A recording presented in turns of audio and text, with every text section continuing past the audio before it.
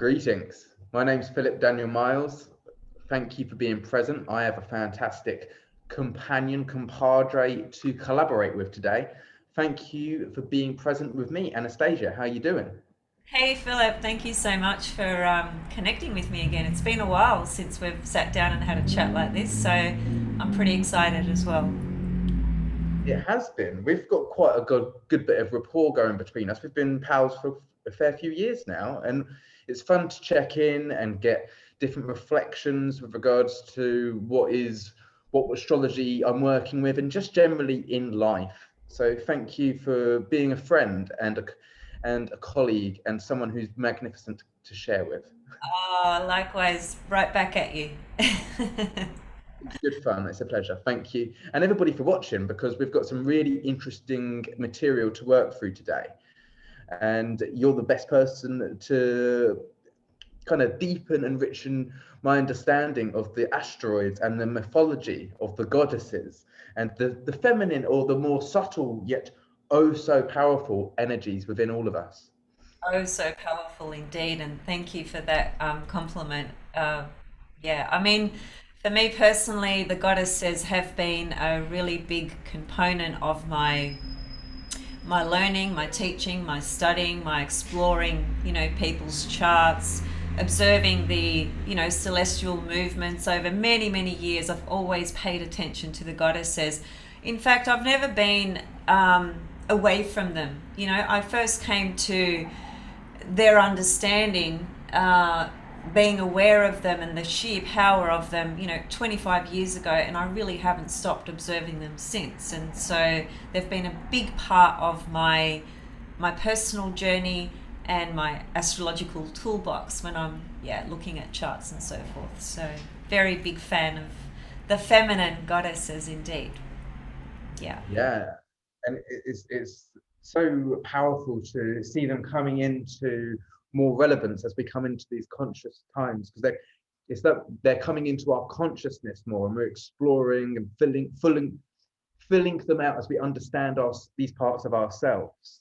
Yes. So when you were first researching these and drawn to their curiosity bemusing you and hazing you and drawing you in, what was it that were you a bit like looking at the Roman pantheon, for instance, and finding that it's all the planets are masculine ruled, and then finding that there's something missing? What was your experience? What drew you in?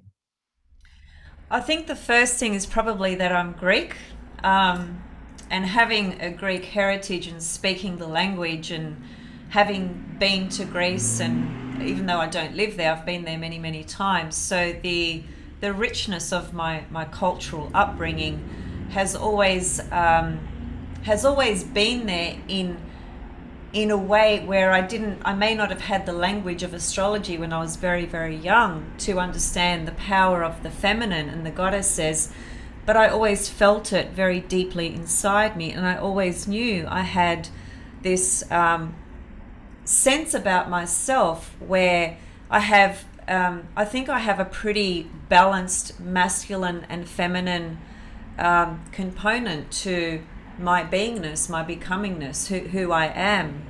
And that, of course, is the sun in Aries. Aries is a masculine sign. But I always had a very strong affinity with the feminine archetype, the principle of goddess, of sacred feminine energy. I always had a connection with that from very, very young. And, just in my own chart, the four major asteroids, Ceres, Juno, Pallas, Athena, and Vesta, which are the four that we're going to predominantly focus on for today, and including the goddess Lilith, are very, very, all of those are very prominent in my own chart. And hence I just had this inherent, sort of unknowing on a conscious level, connection with these energies. So I always felt very drawn to them without even knowing why from a very young age. Yeah. Yeah. Very cool. Like, would you kind of find that maybe you were reading fairy tales or mythologies or nursery rhymes about these particular ones which you would later discover in your chart have prominent positions? Not when I was young. I wasn't. And when I say young, I'm talking about when I was, 5, 6, 7, 8 years old, and then in my early teens. I think I started reading astrology. My first book was when I was 12, and so that's when I started to form a relationship to a symbolic language that started to help me understand what I already had a connection with. But I wasn't necessarily reading fairy tales and stuff like that. I was literally living the archetypal expression in a very large extent, just in my own family dynamics and family upbringing. So Ceres, very prominent in my chart. I'll get to that a little bit later when I start talking about Ceres and just what she represents. Also Vesta, very prominent. I could see that in a very early setting in my upbringing, how that was playing out. Pallas Athena, which is daddy's little girl. That's me. I've always been daddy's girl. My father is the soul. I'll just let this I'll just let this ambulance go by. Oh, I've got a good question.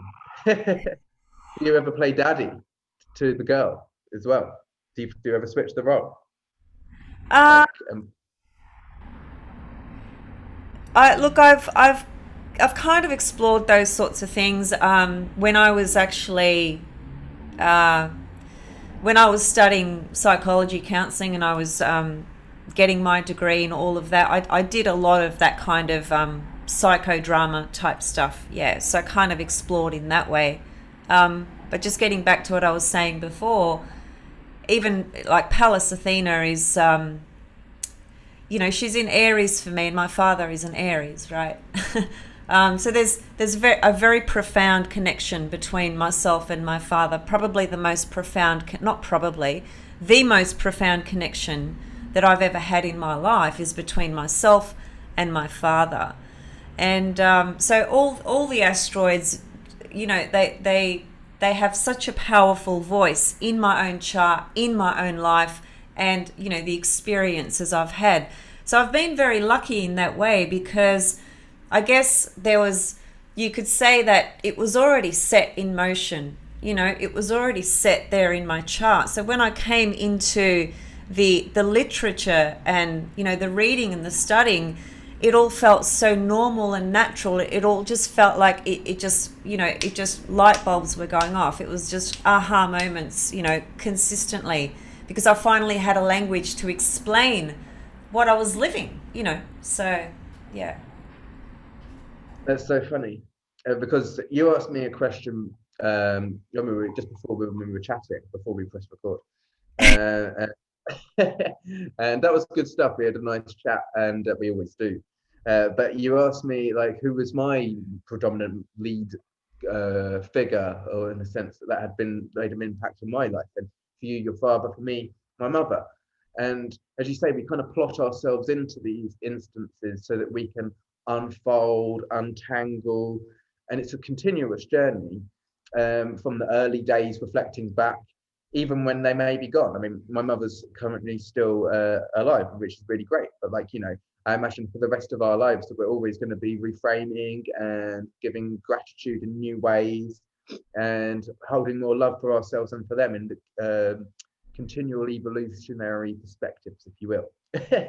But what I was also finding interesting with regards to what you were saying a couple of steps back was that I have Lilith in a very tangible place. I mean, like I think all the asteroids are in their own way in very tangible positions in my chart and in everybody's chart. But for me, I have got Lilith absolutely 180 degrees opposing my sun, and it's fun because because actually even on my relocated chart, I've got Lilith conjunct my ascendant here. So it's funny the way things play out. Yeah. Regard, Regardless, I told you another story before we got started about how I got a little bit discombobulated and a bit like lost in some situations and circumstances here in my trip in Mexico, in a foreign land that I've not been to before, and where I don't speak the language. But then I bumped into someone familiar for me who I hadn't quite recognized. But I was like, oh, it's you, and was giving her a hug, and her name was Lily. And Uh, these things happen again and again. yeah. Even Queen Elizabeth, or Mountbatten Elizabeth, who sits in England or in Scotland. Her husband's called Philip, and she's a Lily. And even in Rugrats, that cartoon from Nickelodeon, it's Phil and Lil. So this is the main staple archetype, which I've noticed, and I've still got a lot to learn about, to be honest. Yeah. But I think it's probably me and my shadow, or me, myself, and I. There's somewhere in between we can Yeah. pull out. We're not just these archetypes, but we're rewriting them. We're adding layers to them, and we're maybe finding that we can re-evolve them. What do you think and feel about that? Yeah, look, I mean, I guess adding layers, I guess, yeah, you could put it like that. I would be more inclined to say that we're peeling layers back, as a matter of fact, in order to get more closer, to the essence of any archetype, any energy, in our birth chart, right? Because from my understanding with the study of esoteric astrology, the way it sort of works is that we have the personality and the soul, just to keep this model very simple. And so in my opinion, that the greatest achievement that we can ever accomplish in our life is to align our soul and personality, so that there's this connection and harmonious flow of becoming, which is evolution. It's constant, and that has many different waves and phases and phases and processes. So everything is evolving all the time. The earth, humans, souls, animals, everything is just evolving all the time.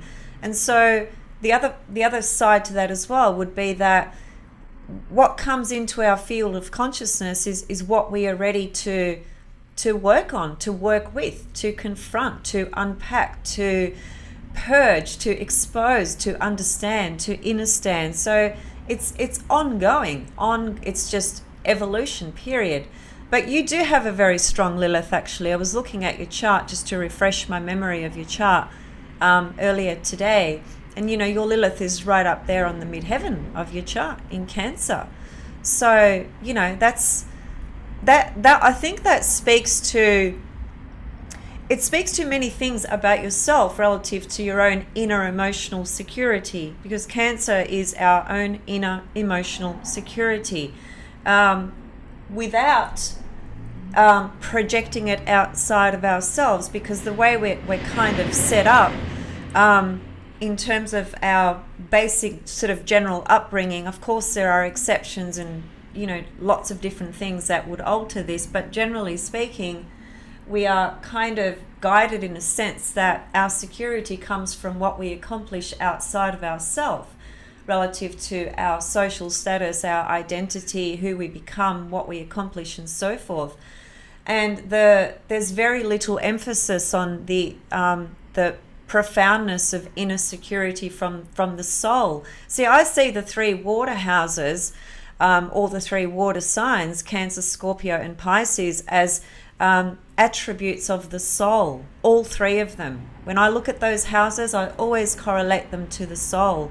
So it's the inner dimensions, and particularly Cancer, which has to do with inner security, which initially is either present or lacking in our home environment. And so that starts to set up the imprint in our psyche relative to how secure we feel within ourselves and with whatever life throws at us. So Lilith in Cancer is very much connected to these deeper inner levels of inner security. It also speaks to the work that you do as well. So you have a Sun, Neptune, Juno conjunction in Capricorn. That's a very, very powerful triple conjunction there to have with that goddess. That actually can speak to telepathy, clairvoyant type of abilities with the Neptune there, right? I'll unpack that more when I bring up your chart. You also have Pallas Athena conjunct Pluto in Scorpio, right? That is, that's... See, perhaps before I start unpacking your chart, how about we just, because we've sort of stepped a little bit too far forward. Let me just rewind back and let me just introduce to my audience and your audience just some of the astronomy and some of the basics of the major asteroids, right? So the first place to start would be that the first asteroid that was discovered was Ceres, who's also known as Demeter. Demeter is the Greek name, right? Ceres. Can I say something? Yes. To the people. So basically, what I love about astrology is how when a certain position, a certain deity, if you will, is discovered in the sky, it is actually at that moment of its discovery that the paradigm of that moment, that is what gives its meaning and emphasis. So, for instance, if we discovered one now, we might call it WTF, like what's going on right now, you know. Yeah. But so we're about to learn through your great explanation, like what was the paradigm of those moments through these different people who discovered these archetypes. And that's what I love about it, especially with the example of Uranus, because, for instance, it's technology, and it was discovered it was the first thing discovered through beyond the bounds of Saturn without the naked eye. So you needed a technological apparatus to see it. And then as soon as we kind of built one, Eureka, there's Uranus. And so the same thing with each and every archetype. And it's so exciting because I'm going to be learning now with you as you present this. So thank you very much. Yeah, no, that's an awesome point, and it's great that you brought it up because you're absolutely correct. Every time an asteroid or a particular body is discovered, it is the funny thing is that because it's scientists, astronomers, you know, that discover these bodies, and astronomy and astrology, you know, really are the holy science. They are one and the same, really. But the division occurred around the Renaissance period, basically. But that's another issue. But every time there is a body discovered, it is discovered by this mainstream, person who's classed as an astronomer. But it's very powerful to observe what's going on at the time, because even the astronomer himself or herself is unconsciously connected to the frequency of that archetype, and thus why they choose the name that they choose. They're not even aware of it. There's some unconscious element that's driving this process, what unfolds. So for instance, with the asteroid Ceres, this is just absolutely mind-blowing.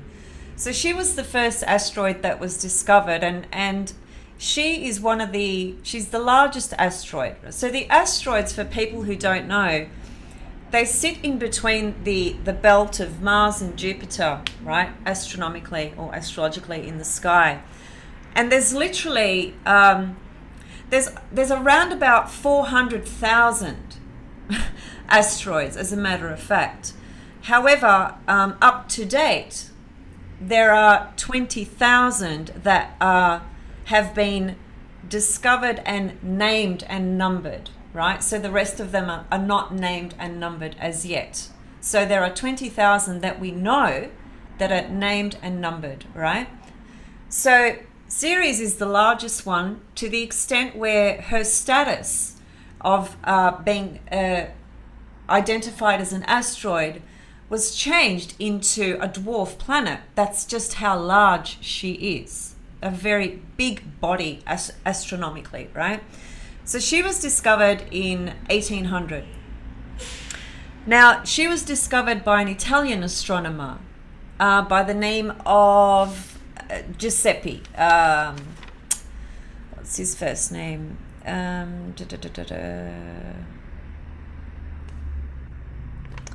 Where have I got his name? Just bear with me.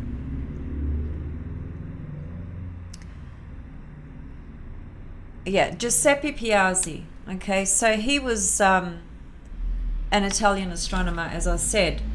Now, the very interesting thing to his discovering of Ceres, first of all, let me just take a back step. The back step is this, that prior to this asteroid Ceres being discovered, the planetary bodies that we all now know as, the sun, moon, Mercury, etc., etc.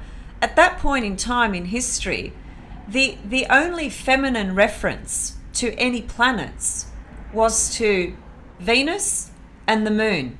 They were the only two bodies that had a feminine association. So it is because of the asteroids, the discovery of these feminine goddess asteroids, that the feminine archetype, principle, energy, frequency, divinity, whatever word you want to use, that's what set the precedence for this feminine archetype to start to be born into the consciousness of the collective and start to produce a lot of different roles for women. So prior to these asteroids being discovered, the very traditional roles for women were mother, moon, or partner, lover, wife, Venus. That was it. That was the extent of a woman's identity. She was either a mother or a wife. So it is since these asteroids, these goddesses, that they have been discovered, that have brought this new level of consciousness into the psyche of humanity, and hence different roles being born for women, and hence, equal rights in relationships or in work and pay and, salary and such, right? That those issues connect specifically to these goddess asteroids that we're talking about today. So going back to Ceres, who was discovered by this Italian astronomer, Giuseppe, he was in Italy at the time. So the location of his observatory, this is just mind-blowing, and I only realized this the other day when I started to do a little bit more research about the discovery charts themselves, because I always had the discovery charts, but I'd looked at them briefly, but I hadn't gone into extensive, research, whereas I did a little bit more for today, right? So when he discovered Ceres, the location where this observatory was is back in 1800. The location where the observatory was is the location where the mythology of Ceres, Pluto, and Persephone played out. Wow. And here he is naming this asteroid Ceres. Now, why did he do that? Did he know consciously that that mythological story was in the precise space and location where he was? He didn't know, not consciously. But this is my point, how astronomers, they are unconsciously connected, to all these archetypes, and hence can you look at his chart and see where his asteroids were in his chart, and seeing his life, like what was playing out for him? Like, did he play out the Stephanie story in his experience when he was discovering? Yeah, that would be a really great thing to research, actually. I'm just not sure we'd actually get his time of birth. But even without his time of birth, we might still be able to see some really significant aspects in his chart, with Ceres, for instance, because he was the one who discovered Ceres. So that's Ceres, okay? And so what happened after that, because the first four asteroids, Ceres, Pallas, Athena, Juno, and Vesta, were all discovered in a 7-year period from 1800 to 1807. So Giuseppe naming Ceres the first asteroid set the precedence for the subsequent asteroids to also be named in this after the goddesses, okay? Because Ceres was the first one, then came, I can't quite remember now whether it was Pallas, Vesta, Juno, but they all came within that 7-year period, their discovery. And it was one of those astronomers that discovered two of those goddesses, actually. I'll just tell you who they were. So it was Giuseppe who discovered Ceres. It was a German astronomer who discovered Juno by the name of Carl Harding. Vesta was discovered by Henry William Matthias Olbers. And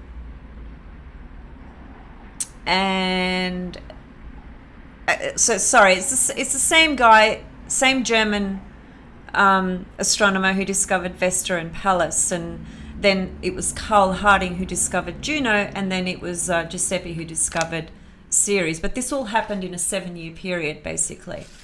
That's I heard somebody, I believe another astrologer, I think it was Lada Jancheva from Bulgaria, talking about how this next year or so can be the discovery of many asteroids at this time, and coming back into asteroids coming back into the consciousness of humanity at this current time. And when they do, it heralds a massive change. And so that must have been a time of massive change 200 years ago. And it would have been around that time also that we were moving into the Earth trigons, which is a feminine element. The Earth is a feminine element, and we were just about to birth the Industrial Revolution, which we're just coming out of now. So it's very interesting that we do this video at this very pinnacle time as now, as a reference point for what we're moving into. Absolutely. And specifically, in my opinion, from the point of view of Jupiter-Saturn conjunction that we all are aware just took place on the solstice, the 21st of December, those two were lined up with Pallas Athena. That's a lineage of 3 generations. Saturn the father, Saturn the grandfather of Pallas Athena, Jupiter the father of Pallas Athena, and Pallas Athena the daughter. Those 3 were lined up in Aquarius, and she was leading the pack. She got into Aquarius before Jupiter and Saturn got into their conjunction. So she's speaking to a very big narrative story process of evolution into our future, really over the next 200 years, because that conjunction, whilst that is Jupiter and Saturn, it occurs every 20 years. Well, and I've spoken about this, and you may or may not have heard, or you may know this yourself, I don't know. Jupiter and Saturn, the conjunction in Aquarius, is starting a particular theme where this conjunction will occur every 20 years in the triplicity of air for the next 200 years. So we're stepping into the air triplicity. We've just moved out of Earth. The last 200 years we've been in the Earth triplicity relative to Jupiter and Saturn being conjunct every 20 years. So it's been very much matters of the Earth, money, stabilizing, security, building, economy, banks, all that sort of stuff, right? And now we've just, Saturn and Jupiter have given birth to the air triplicity, which we will see open up and expand over the next 200 years, which takes us into greater learning. It takes us into the mind. The Earth keeps us very much connected to the body and the physical needs, the primary physical needs of the body. But I think a very simple way of explaining this, because this conversation itself you could talk about this for hours, but a simple way that I sort of see this transition is that, for the last couple of 100 years, let's say, we've been so over consumed in our bodily senses, in lust and taste and, in the things that we sort of want on that material level that give us that sense of satisfaction and so forth. And it's kind of, we can also connect that to the collective ego, if you like, has reached a point with all of that where it's just gotten so far out of balance, which is seen specifically through greed, the greed of man on the planet, and hence the raping of the planet and her resources. This connects to all the Earth energy, that we've had for 200 years with Jupiter and Saturn. So now the transition into air is going to take us into, we have to start using our mind in very different ways. We have to start learning new ways of understanding life, of communicating, of learning, of sharing, of unity with our thoughts and our perceptions, as opposed to division. So air creates movement and circulation and freedom from the point of view of our minds and the collective mind. So it's a transition from the heavy focus of earth and I want, material, money. It's a transition from that into, well, let's now start opening our minds and expand our consciousness even further and really start to understand what the fuck we're actually doing. What have we been doing? What do we need to do? Projecting forward. And, you know, with that as well is the Venus star, which is going to transition from Scorpio into Libra. She's been in Libra for the last 100 years, in Scorpio rather. And so in 2022, she transitions out of 100 and something years cycle from Scorpio into Libra. And so there's another theme that's highlighting the air triplicity. So there's a lot of correlations. But let me just clarify what you were talking about there. That you do mean like the point in Scorpio where Venus retrogrades every 8 years is moving back into Libra. That's so cool.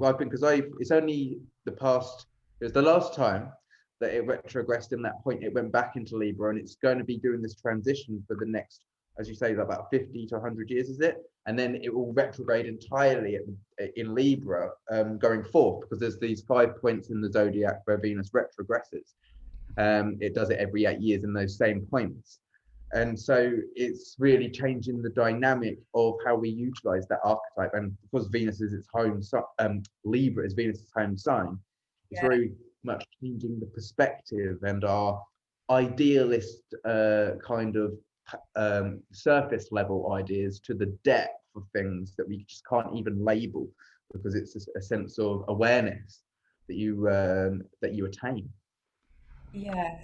Well, the Venus Scorpio star point, which transitions into Libra, because as we know, the Venus star point moves backwards in the zodiac, as you just said. So that's why it's going to go from Scorpio to Libra.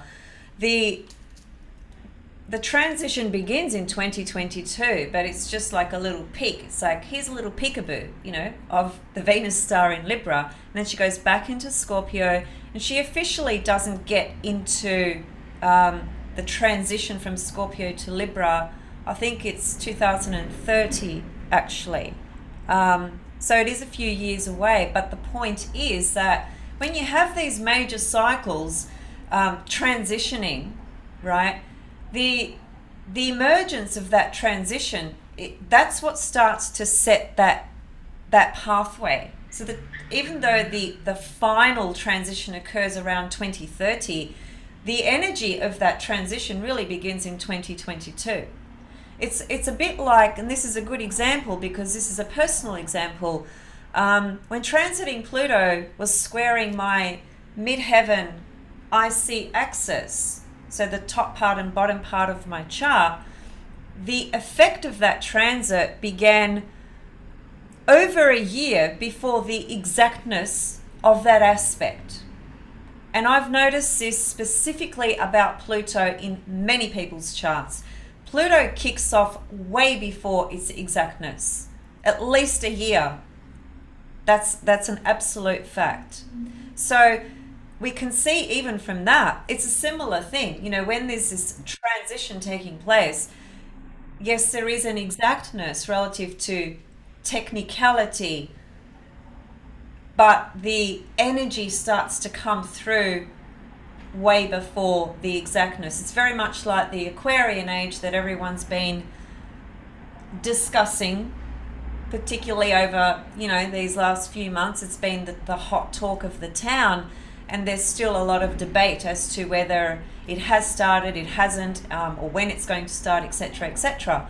And is your notion on all aspects that they have a steadier, stronger build than they do afterwards? And so after the fact of them being in exactitude, they're less noticeable because they've actually already, in a sense, come to a maximum.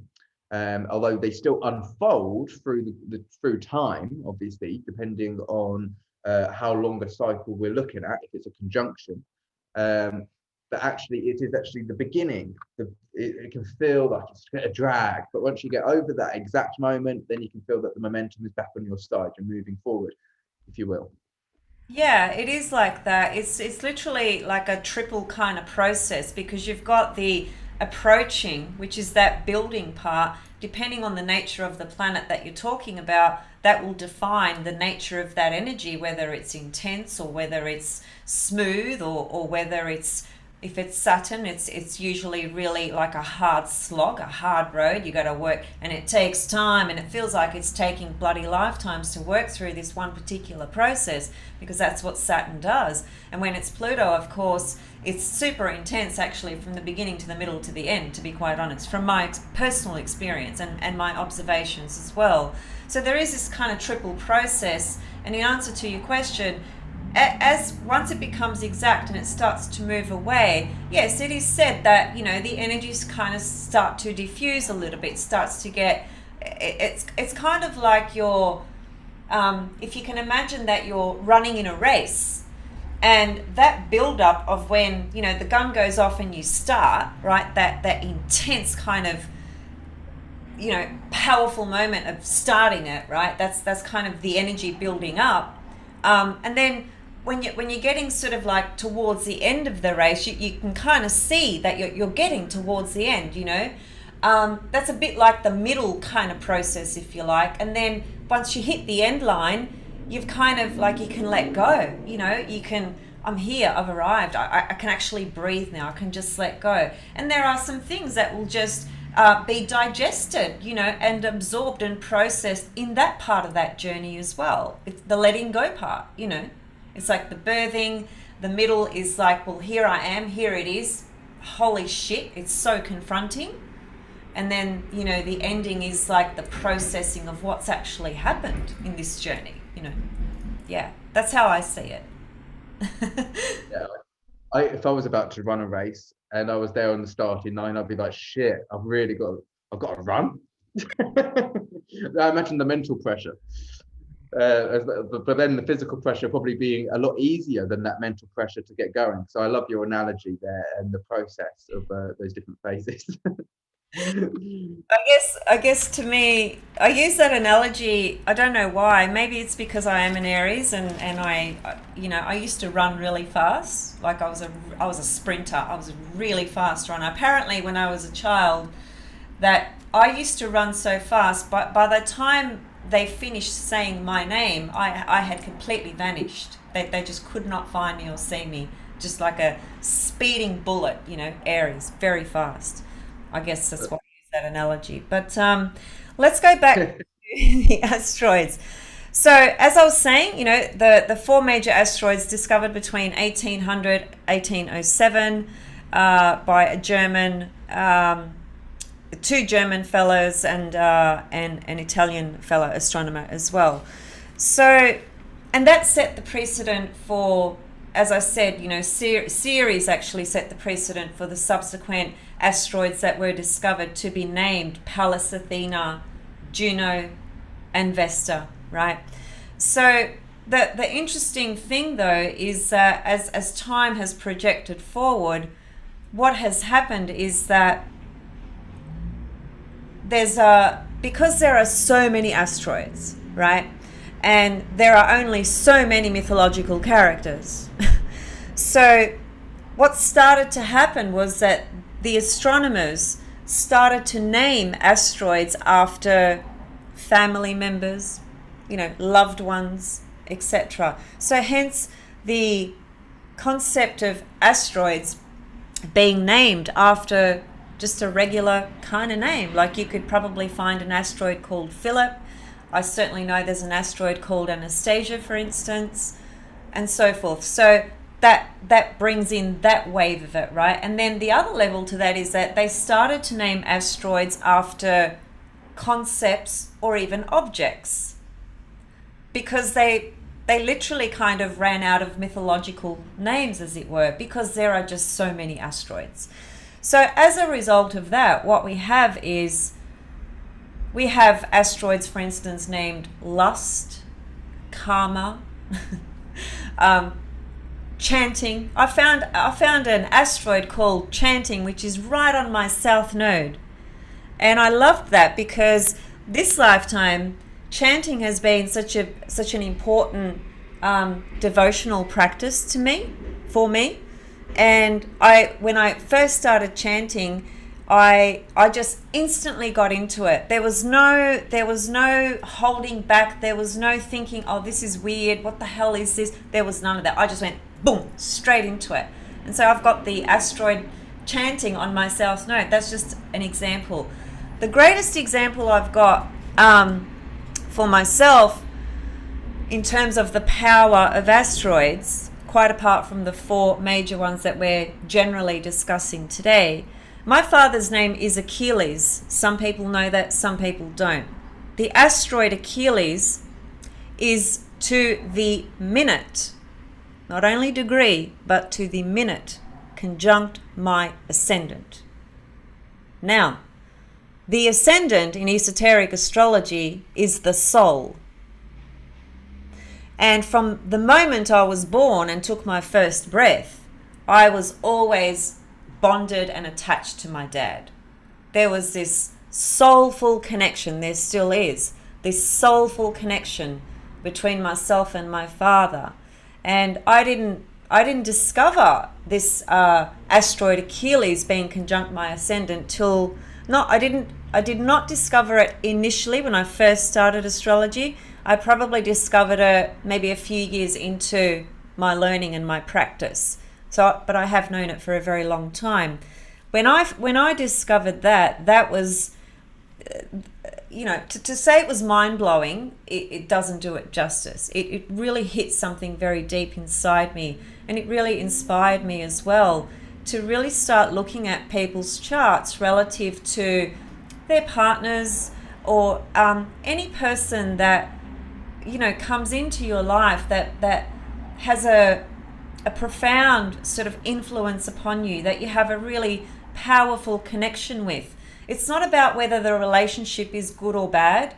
That's got nothing to do with it, because good or bad is very simplistic language, and it can never encapsulate the depth and importance and meaning to a connection between two people. There's so many layers to that. It can't just be good or bad. So in the journey of exploring people's charts, what I've noticed is that they will have an asteroid, conjunct one of their angles. So let's actually unpack that a little bit. When you're looking at the asteroids, whether it's the 4 major ones, Pallas, Athena, Vesta, or Juno, or whether it's other asteroids, what you're really looking at initially, at least, is are any of those goddesses or asteroids forming a conjunction or opposition to the luminaries in your chart, the sun or the moon? When you see that, that's a really, really, really big deal, right?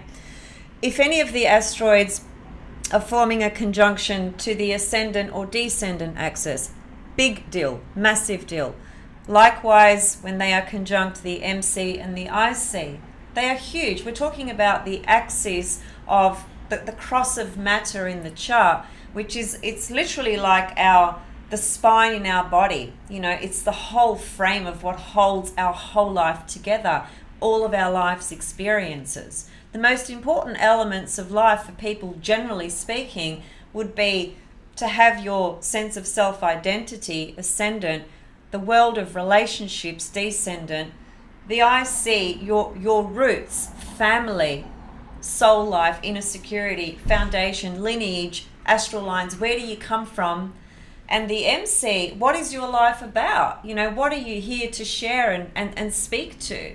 So those 4 angles of the chart, the cross of matter, they're like 100% voltage points. When you've got something on those angles, you need to pay attention to that. And if you've got an asteroid on one of those angles, you need to pay attention to that. That is a big part of your life's story and theme. So that's kind of like the first layer. Then, of course, you would absolutely pay attention to an asteroid conjunct, one of the other planets, Mercury, Venus, Mars, Jupiter, etc. When you see a Jupiter, Pallas, Athena conjunction, immediately you know that this individual, there's a big story around the father-daughter dynamic. Major story, because Jupiter is the daughter of Pallas Athena. So you see a conjunction in a chart, straight away you know that there is a theme there for this person about the father-daughter relationship. And sometimes that father-daughter relationship has some complex layers to it as well, because some of the pathology of Pallas Athena is she was so bonded with her father, and she was his favorite daughter. He favored her out of everyone. She was born from his head, hence being the goddess of wisdom, because Jupiter is the god of wisdom. So she was born out of his head. Imagine how much wisdom she holds, right? So she represents wisdom, creative intelligence. So those are some of the typical kind of phrases that you hear about her. But one phrase that I like to bring in, that my mentor taught me many, many years ago, that he learned through someone's workshop back in the early 80s in the United States of America. Someone was talking about Pallas Athena, and it was just this one line.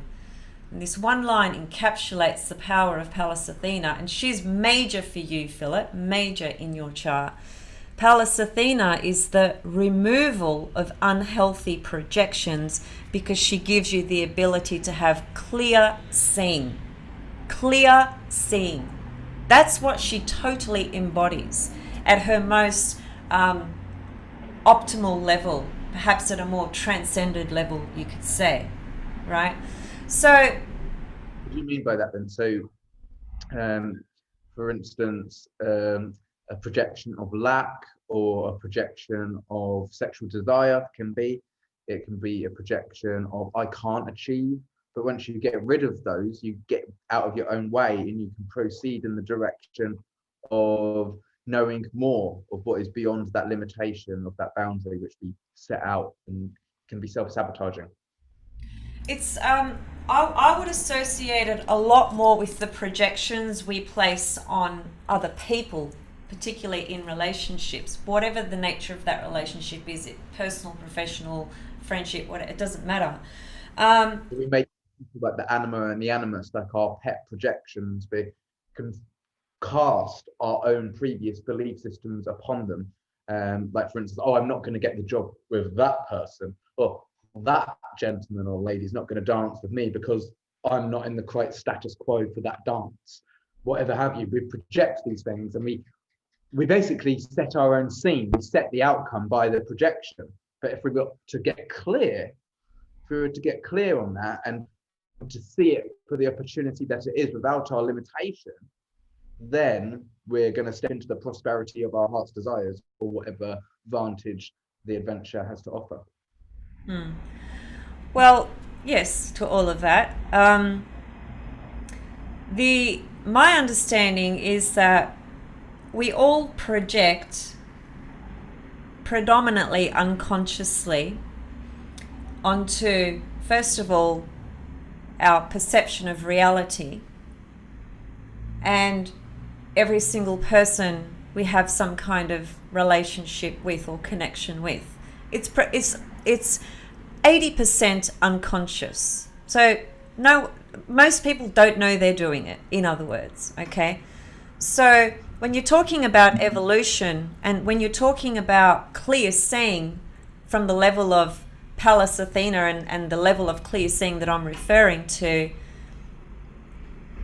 when you're able to have that absolute clear seeing, and you are no longer projecting onto another, that would be the state of being able to be in a space of complete acceptance, unconditional love for yourself and for others, and the ability to share yourself with others without the need of wanting something back, because you're able just to lovingly, freely share. You're not projecting the things that you need for yourself onto that other person, because you have become whole within yourself, and when you get to that level, you have very different relationships. You don't need to feel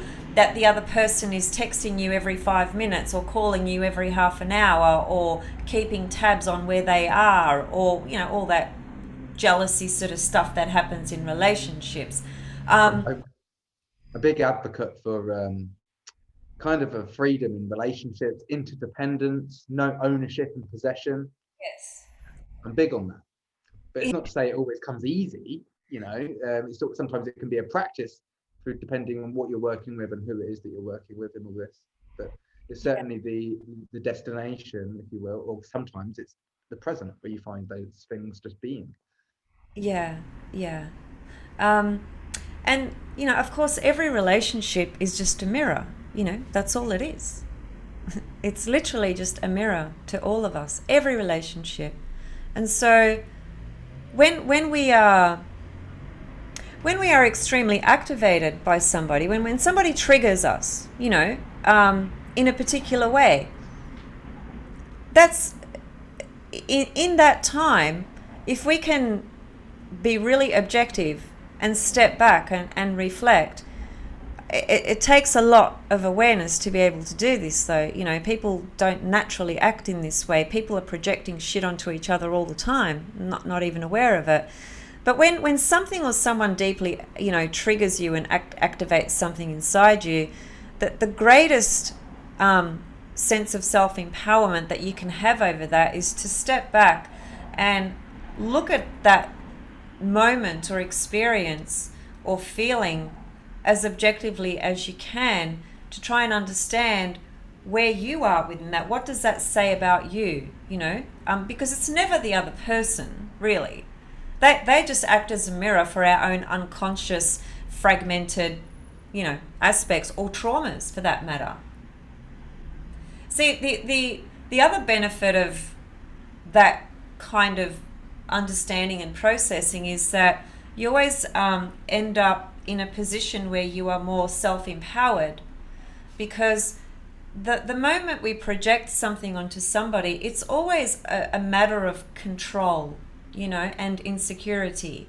So if we can be so secure and safe within ourselves that we don't need to project these things onto others, we can feel self-empowered, in how we live our life, in the choices that we make. We're not dependent. We're not needing that sort of validation and reassurance from these external forces, conditions, or people. But I'm talking about something that belongs to a state of consciousness and awareness which takes lifetimes, to achieve. I'm not saying that everybody needs to be like this today, and I'm not saying I'm like this today. I get triggered, of course. I've got my imperfections just like everybody else. But the point is that, the less we project, right, the more empowered we become. And that does connect to Pallas Athena, because she is the body that corresponds to clear seeing and the removal of unhealthy projections, right? So getting back to the assessment of asteroids in the chart, as I said, the luminaries, the angles of the chart, and of course the rest of the planets as well. The other thing is that I would look at squares as well. I would pay attention to trines. Trines may not necessarily be they might not provide an outstanding kind of theme, if you like, but they're still important. They're still important to pay attention to. Specifically, if you've got, if you've got one of these asteroids in, a particular aspect pattern, for instance, you're generally going to see a theme, right? And the theme is going to expand, because, say for instance, Ceres is one of the most clear-cut asteroids relative to interpretation and seeing exactly what's going on in a person's life. The most clear-cut. Vesta is the most complex and mysterious. Pallas Athena doesn't always, present prominent themes in people's lives, unless, of course, she's conjunct the luminaries or the angles, or opposite, of course. Juno is another one that I've seen that is really prominent in people's lives when she's prominent in the chart. So let's just back up and maybe make a few points about each of those four asteroids. Does that sound Sure. good? Yeah, we do want to show the discovery chart of each one and go through them each one by one. That and then Yeah, that's a great idea. Let's do that. So I'll just share my screen. I was so intrigued when you posted these on Facebook the other day, and I thought it was such a great way to show like the depth and meaning in them and that moment in time. Absolutely. Um, okay, I'm going to start with Ceres. So this is the discovery chart of Ceres. So there's the date there. 1st of January 1801.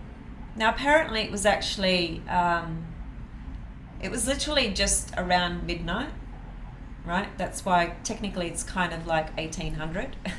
But anyway, On the first, well, a very powerful day. Even though I'm not a Gregorian fan, I'm not a fan of the old Gregorian calendar. However, on the first, it's always apparently the numerology of the Gregorian calendar can align to the energy of astrology. This has always been baffling to me how this works, but still, it's intriguing nonetheless. well, regardless of that, we're not actually even paying attention to where everything is in this chart because we don't actually have the time. This is not the actual time, right? This is just a time that we've put here. We don't know exactly what time it was that he made his discovery. So for that reason, we're not going to pay attention to the location of planets in this chart. But look, very simply put, the standout features in this chart for me are one, the sign that Ceres is in, and I'll explain why. And the other thing is that she's forming a square to Pluto. It's an out of sign square, so some people might not pick that up, but it's an out of sign square. Okay? Now that's very, very important because the whole myth of Ceres is Ceres, Persephone, and Pluto. Those three bodies, right? So for those that don't know, Ceres is the goddess Earth Mother,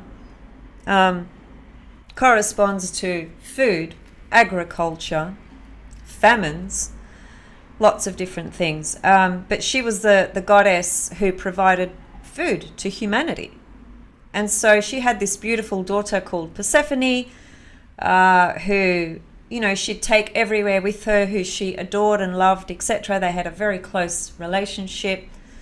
And Pluto, who is the lord of the underworld, the king of the underworld, who's actually the brother of Ceres, by the way. It's her brother. He decides to abduct Ceres' daughter, whose name is Persephone. And so the abduction created the experience of mourning, loss, grief, and so forth for Ceres. And in order to express her rage and her anger and her pain towards what had happened, that is her own daughter being abducted by her brother, she decided to starve humanity.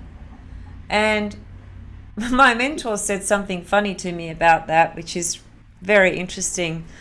It's a bit like if humanity becomes extinct because there is no nourishment on the earth, then who's going to worship the gods?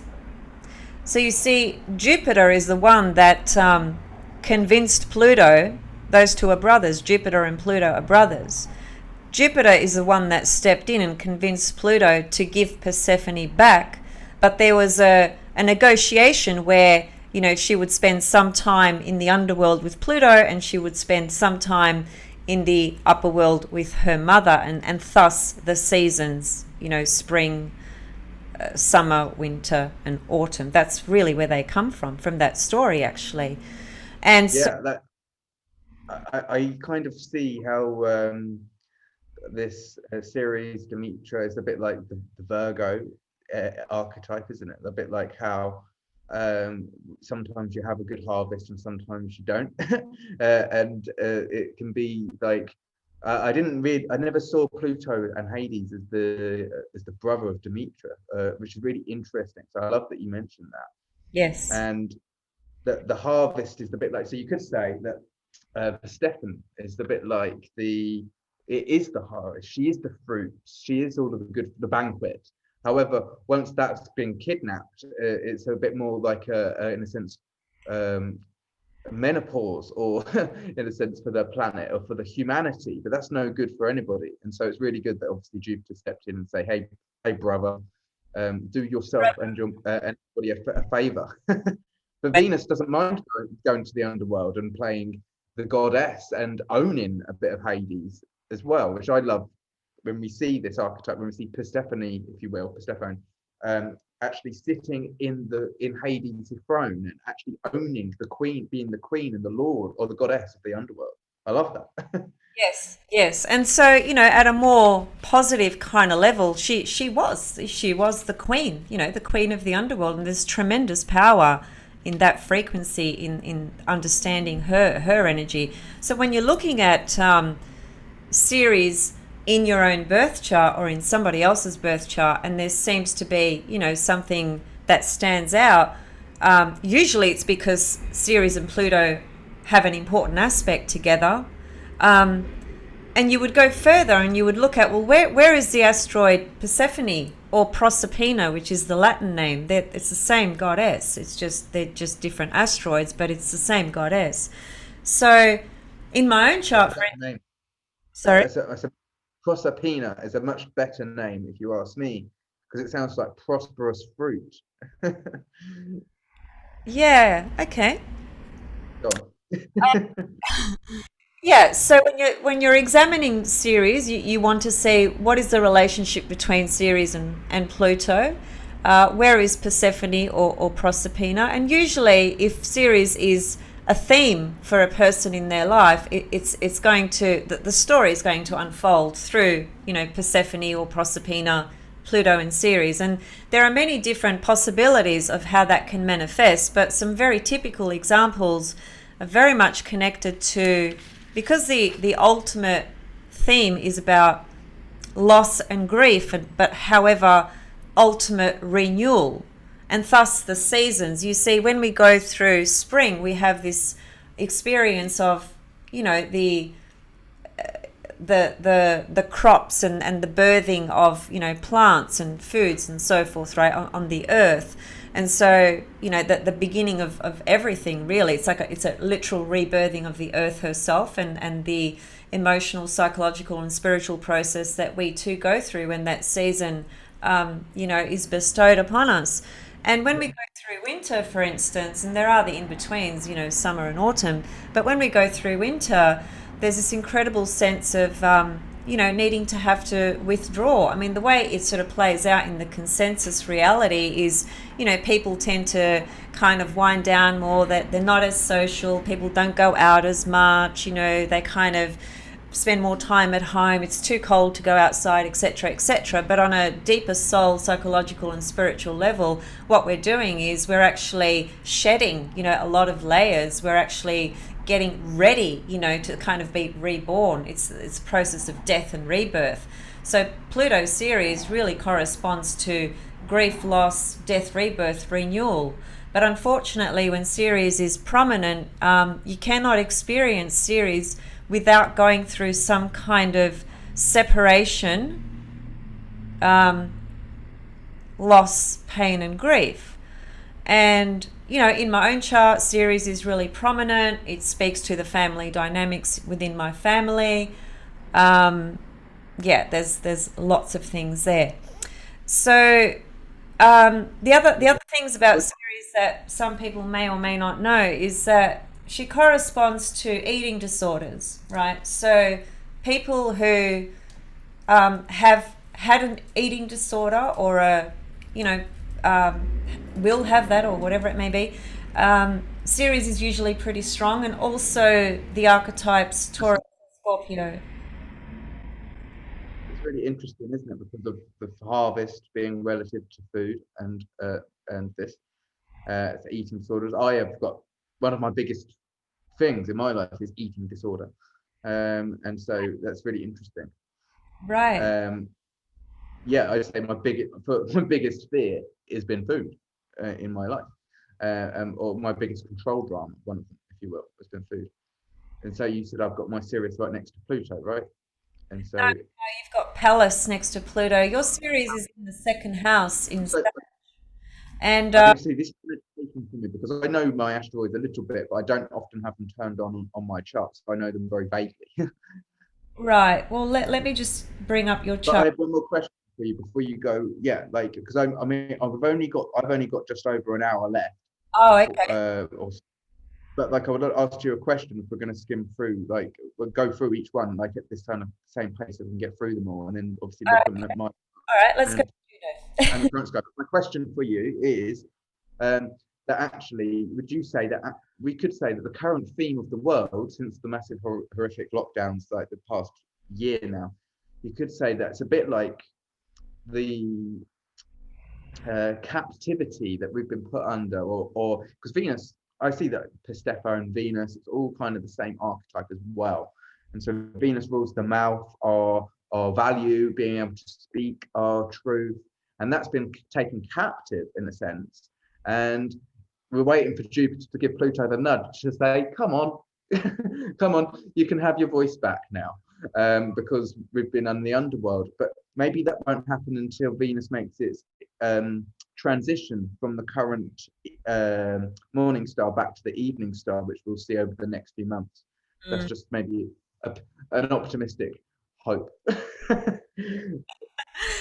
Yeah. Well, it is an optimistic hope, and Yeah, it is, isn't it? But we can see that maybe it can transcend a perspective, or one can use a roadblock as an apparatus to express oneself in a different means and find the value and purpose in a different reflection. absolutely, that would be the way I would see it as well. Yes, absolutely. Yeah, So because this is Juno.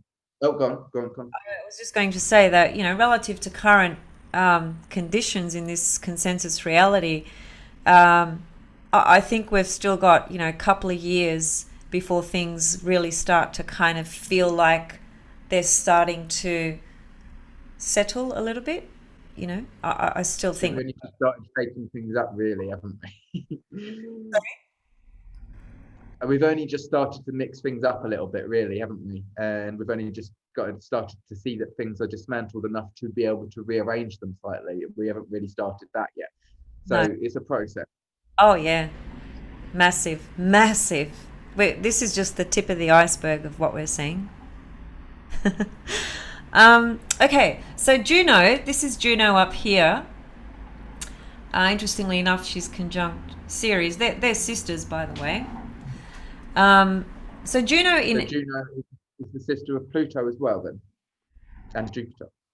well, yes, they're all brothers and sisters. And in fact, the goddess says Juno, Ceres, and Vesta, who are all sisters, they were born before the boys, Jupiter, Pluto, and Saturn. Yeah. So they're all siblings.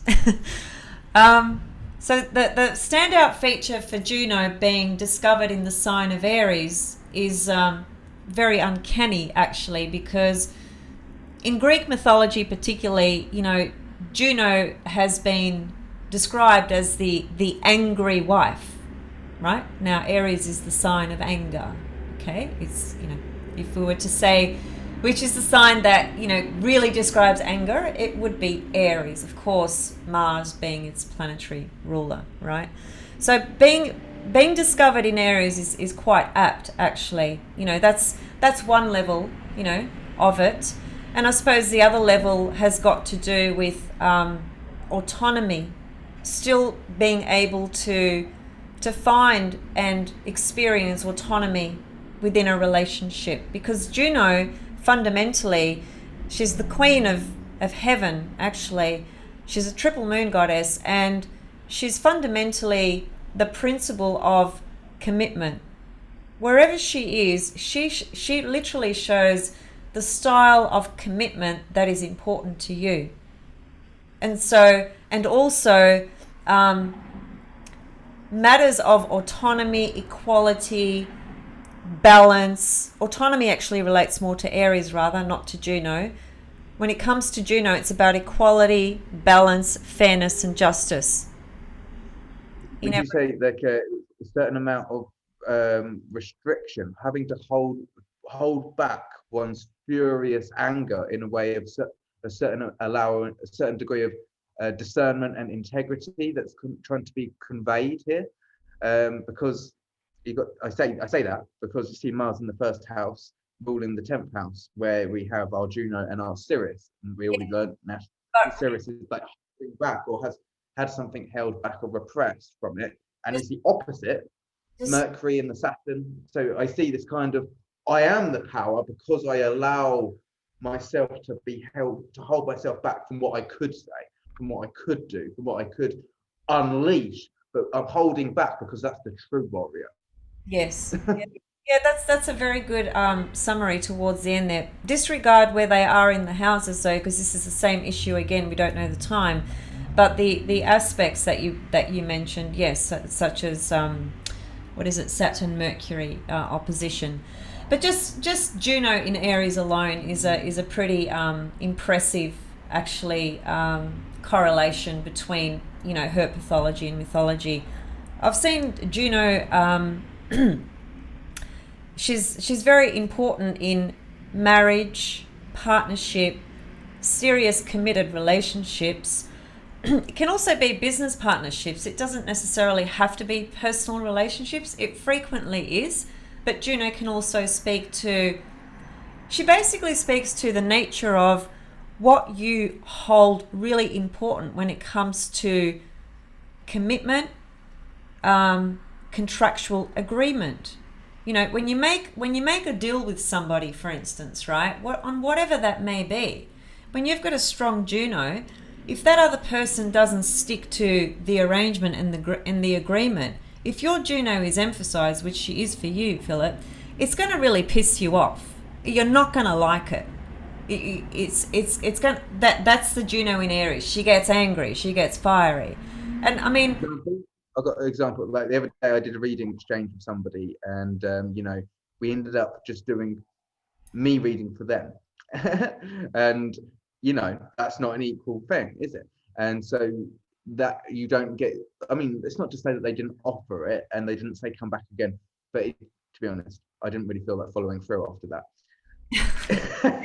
That's a good example, isn't it?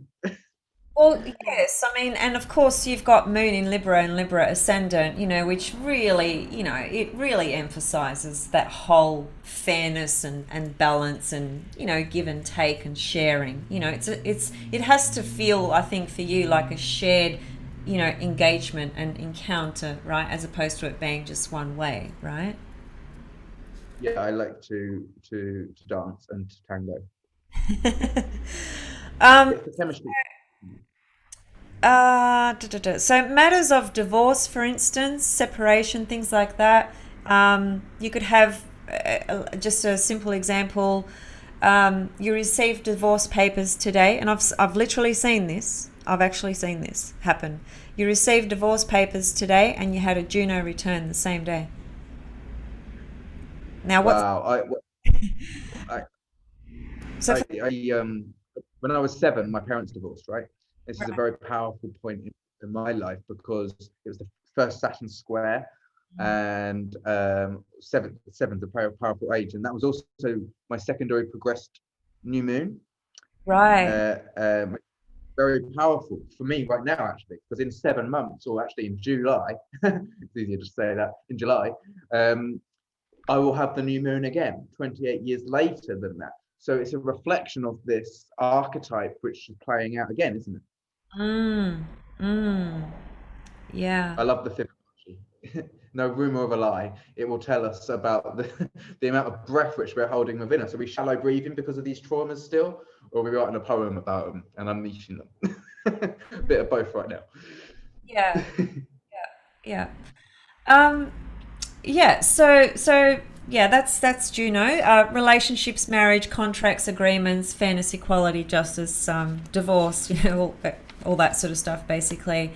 I love that though, but just to say one more thing, so like it could be that, for instance, if you expect an emotional connection with a relationship, or if, for instance, if you're something as simple, plain and simple as going to view an apartment, and yet the status quo and the criteria of the people that you were living with don't meet up to the kind of frequency of which you would like to have in your home, and so it's not the kind of place which you're going to move into, and you know that instantly.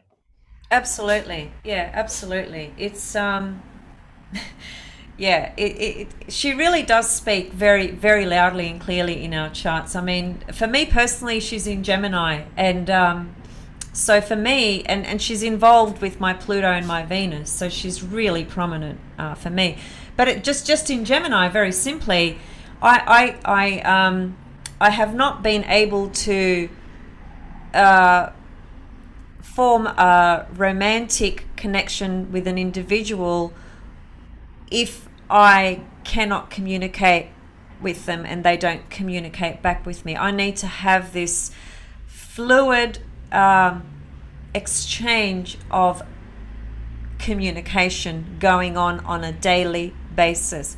And I'm not talking about speaking 24/7 because that would do my head in. I'm just talking about the absolute necessity of communication in a relationship and just how important that is for me. And if it's absent, I could not stay in that relationship. It's just such a big deal for me.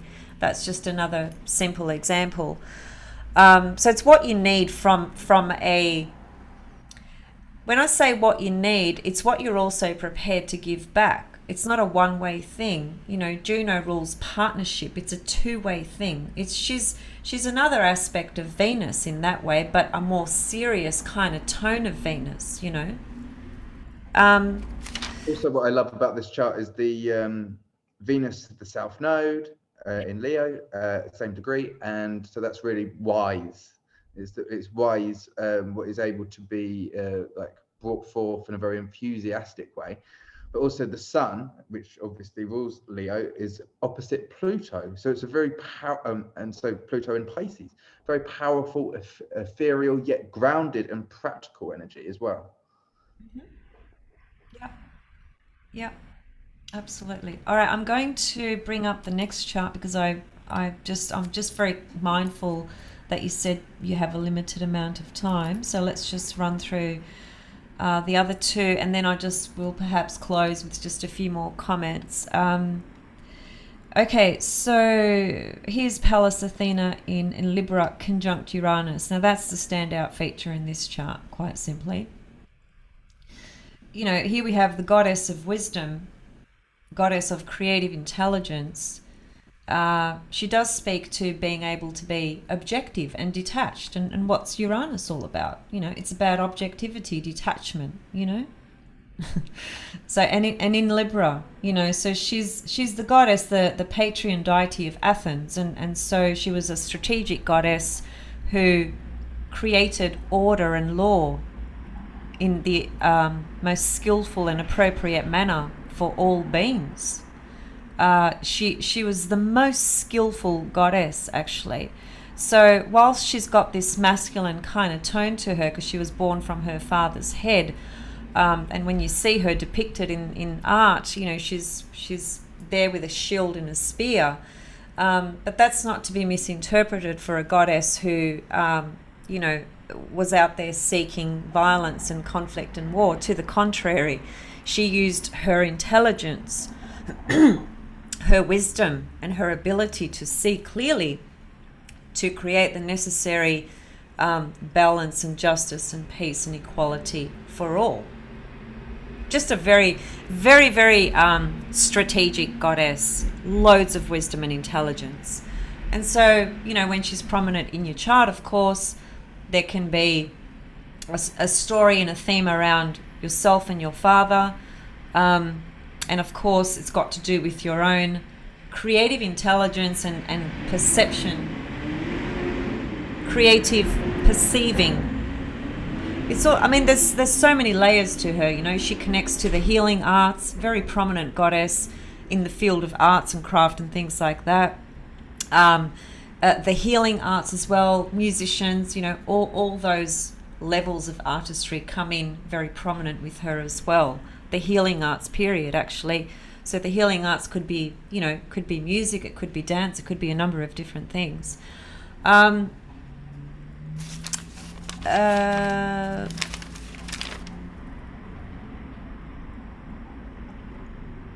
she's also very strongly associated to the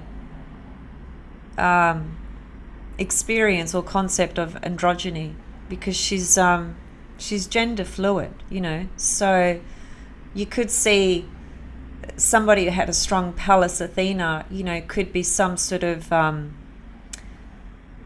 really passionate advocate in the LGBTI community, who advocates for certain processes that individuals go through with their transitioning and so forth, and having an understanding of that fluidity, and there are many people that I've even come across in my life who have a real androgynous sort of quality to who they are. And actually one person I can think of who's famous, who, well, let's say most people know of, is Prince. The singer Prince. He was extremely androgynous. You look at the way he looked and the way he dressed. There's not many men on this planet that could dress like him and that could look so goddamn hot and sexy and get away with it, right? There's not many men that could pull it off. He just had that natural androgynous kind of quality, to his beingness. That's just one example. Okay, I'm going to move on to Vesta because, again, just mindful of time. Did you have a comment or question about Pallas before I move on? I'm intrigued by the smarts and the intelligence aspect, and also by how it kind of takes a lot from the father role, and how it's somewhat unrelated to its father, or in a sense. I mean, I never met my dad, and so I'm interested to see how it plays out in my chart in a minute. Right. Okay. But also, I also love how it plays out in your mythology personally, with your story, and how you play that role, and you're very wise and very smart, as bashful as it may make you, but self-admittedly too, no doubt. But it's like you are Jupiter's daughter, and yet you can find yourself being Jupiter as well. As you put yourself in, you can see both reflections of the archetype. I think that's very cool. Yeah, thank you. Yeah. Just one other point for our listeners. Because of this androgynous kind of masculine, more leaning towards more masculine type of goddess, if you like, and because of her brilliance with her intelligence, when that archetype is strong in a woman's chart, specifically in a woman, what can typically be experienced in her life is that men are shit scared of her, because she's just brilliant. Her mind is just it just produces this experience where people feel too inferior because this woman's just too brilliant with her mind. I can't compare or compete with this woman, kind of thing. There's a real strong edge to her. She's a real warrior goddess, but with her intelligence, So, yeah, that's just another point. I also thought it was cool that obviously Uranus is like the chandelier and the ideas. It's like the mind in the head up here. But with the sun in Aries as well, it was and you're in Aries as well, which is the head, right? So I just thought all of these little details that it all add up, and they're very intriguing as well. Yeah. Except this is Vesta's chart, so sorry, you may not have noticed. Yeah, we were looking back. This is Vesta. It was something about the Aries as well. Yeah, I was looking at the last one as well.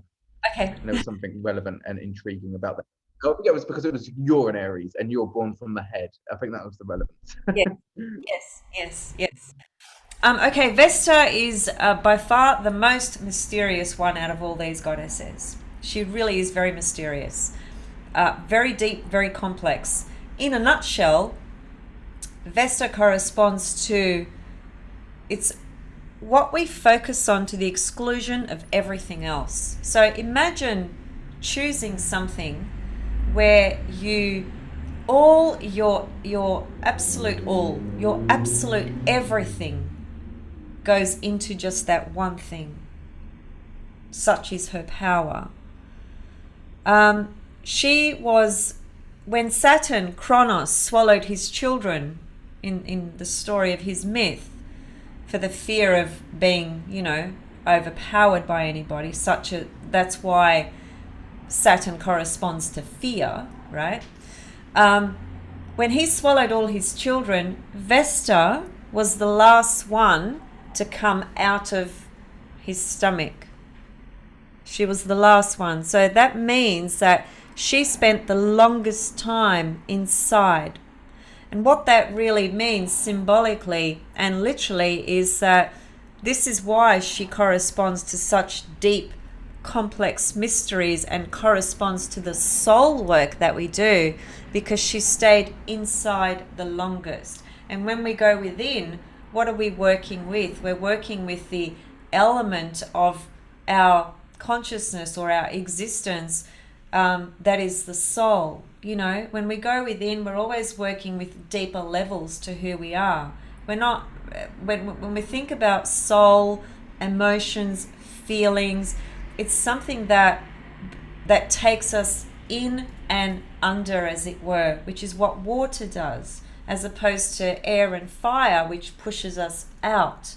So Vesta corresponding to the soul, the reason for that is because, I believe anyway, it's because she stayed the longest inside, right?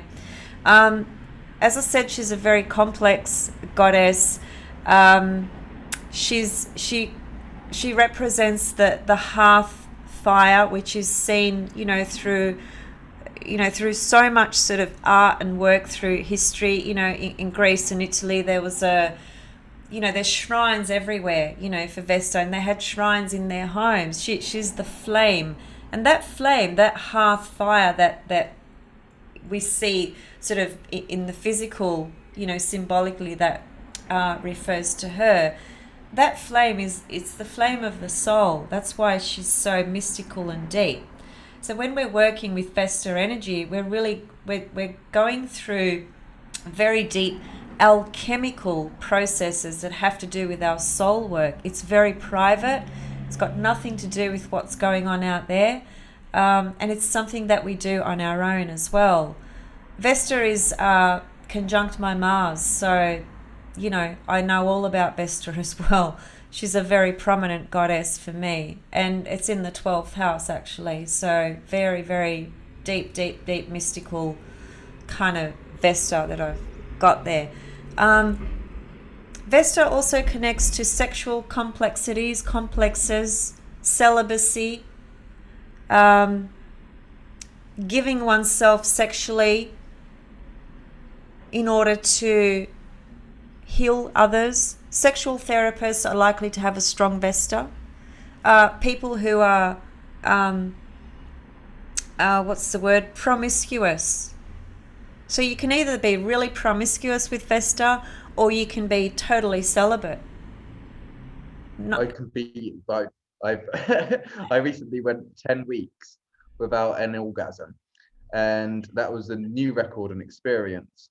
After I also didn't have make love with someone for about 2 years, and the last experience I had back in 2018 until recently was actually a very much a healing, transcendental sexual lovemaking experience. Not necessarily all for me, but for the person that I was with, I could feel that it was actually very beneficial for them, and just to hold space in that kind of cathartic healing process. It wasn't about the rushing to the finish, it was just about the being with them. And I knew that it was very powerful, even if not necessarily in the same way for me as it was for them. It was very rich and rewarding anyway. You know what I mean? Absolutely. In parts of the myths, the Vestal virgins, right, which are Vesta's sisters, basically. Um, so the Vestal virgins, this is a really interesting insight, actually. They would they would go out and they would find men who had just been in war type experiences and situations, and they would have sex with them in order to heal their traumas and what we now call PTSD. So they would give of themselves freely in this way for the purpose of healing. Not, it had nothing to do with sexual gratification or pleasure. It was all used from this higher level that does connect to healing, as a matter of fact. And the reason that that was happening as well was because they wanted to calm down the anger in the masculine sort of patriarchal, if you like, system or environments, because when it is, well, it's not my opinion, we can see this all around. It is a fact that most crimes are committed by men, not women. That is a fact. That's not a personal opinion. When we're carrying trauma, like it's a bit like excess sound when you're recording like a song, someone's playing the drums and you've got all this extra sound and you need to do it in a particular studio with particular muffles to get rid of the excess sound. And so trauma is like excess debris which is just coming off of us left, right, and center. And quite unfortunately, we haven't had the education that actually sex is our numero uno, should be our first go-to healing modality. Sex, music, art, these types of things. And it allows us to fling off all of this debris, extra frequency energy. And this is something which we haven't educated ourselves or each other with. And I feel like we can come into a revolution of our gifts as we find ways to put them back on the pedestal, and accessibility and deployment, and apply them in a way with ourselves and each other, which is actually beneficial. That was a bit of a funny sentence, not much punctuation, but I hope you got the meaning and gist. Absolutely. And also freedom, that a sense of freedom from within. Nothing to do with what's going on out there, but the freedom that one can feel deep inside themselves. The singer Elvis, who I'm sure everyone knows who Elvis is. Now, when he first came on stage, that guy was just a genius. He just had the most beautiful voice, in my opinion. That matter aside, when he first appeared on stage, because of those pelvic movements that he was doing, right? He had that whole, they used to call him Elvis the Pelvis, because he had this incredible ability, to just kind of rock it on. Now, when he first did that on stage, people started calling him the devil. That's how much the consensus Saturn reality of the patriarchal systems, were projected into the consciousness of society. They came on the radio and they were saying he's the devil and this is evil and he shouldn't be dressed like that, and why is he moving like that, that's evil, and blah blah blah blah blah. So that's just an example. And this was back in the 50s and 60s. It's not that long ago when you think about it. It's really not that long ago. So shows how much we the world, and yet it's progressively changing and tumbling and faster, like a past I almost said a joke, like a pastor eating raster. But like it is actually getting faster and faster and faster, like what Terence McKenna said, like the 0 point of time, and to the point now we've got to this continuum where everything's just kind of gone boom right now. But yeah, it's we can see how much change has already been happening since the 50s and 60s, as you say, and how revolutionary each one of us are once we allow ourselves to express rather than suppress. absolutely. Okay. I was just It's so inspiring, just because I kind of been be amused and hazed by your reflections and the points that you're bringing out. Okay, so I've covered the four major ones just with some, main kind of points for people to consider. The other thing that I wanted to just go back to is, I mentioned in the beginning that there's 20,000 asteroids that are named and numbered. Now, Solarfire, which is a software that I use, they don't have access to all those asteroids. Okay, a lot of programs don't. There is one. There is a website online that's it's free. You can access this. It's just called Asteroid Ephemeris. So just type in the word Asteroid Ephemeris, and that does have access to quite a few hundred, let's say, all right, which is a lot more than Solarfire does. I think if you want... It's interesting. I once heard of someone who had I think, I can't remember who they were, and it's not funny, it's just astrology. And they were an alcoholic. I think they were a famous alcoholic. They might have passed away to the alcoholism or whatever have you, unfortunately. However, they had the asteroid beer on a conjunction with their ascendant. And so these things are uncanny, as always, with astrology. Yeah, I've heard that too. And it is a sad sort of thing, and because it has a funny sort of side to it, because, who would have thought that an asteroid would be named beer, right? And that would describe the person's journey, in such a huge way. No one would ever think that.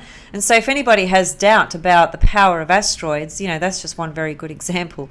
Brad Pitt, Angelina Jolie, if you see the asteroids between their two charts, their names, so Brad's name, there's an asteroid called Bradley, okay? That's very significant in Angelina Jolie's chart. The name Angelina is an asteroid as well. That's conjunct Brad Pitt's moon and Venus. Exactly. Angelina is right on his moon and Venus. There's many, many, many correlations between those two. Prince Philip of England. Camilla. What's her name? Camilla. What's the other name? Parker. There's an asteroid called Camilla. There's an asteroid called Parker.